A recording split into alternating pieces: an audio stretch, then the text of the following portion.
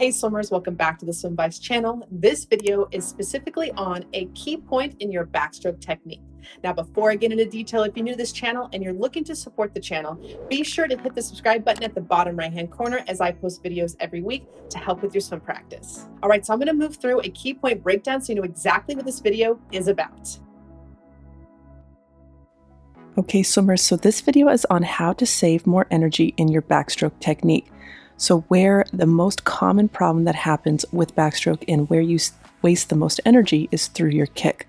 So I'm going to go through 3 demonstrations. First, I'm going to exaggerate way too much flexion in the kick, which activates too much of your quadriceps, and then you end up burning a lot of O2.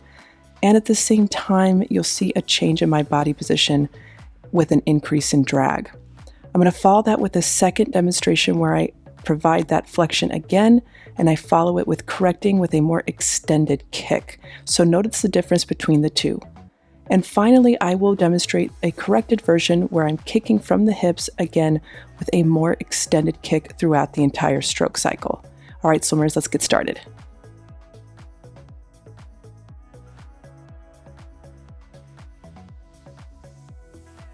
Okay, so here I'm swimming backstroke with too much flexion in the kick. Mentality is to think that if you kick harder from the knees, that it will lift your body up higher on the surface of the water.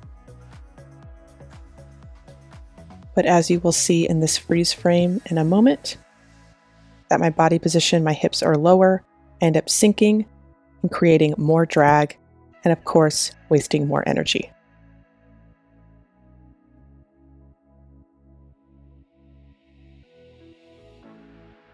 Okay, so here you'll see again more flexion in the kick to start, and about halfway I end up extending my legs, kicking more from the hips, and you'll see right here in this freeze frame my alignment is much higher on the surface of the water and the kick engagement is from the hips versus the knees.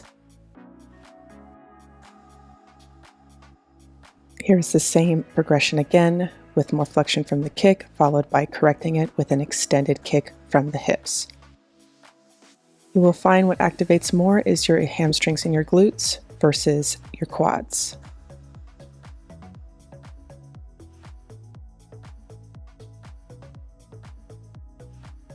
Okay, and lastly, here is a demonstration of kicking from the hips all the way through so you can see backstroke throughout the entire stroke cycle of how the kick moves while keeping your alignment on the surface, which will ultimately help you save a lot more energy.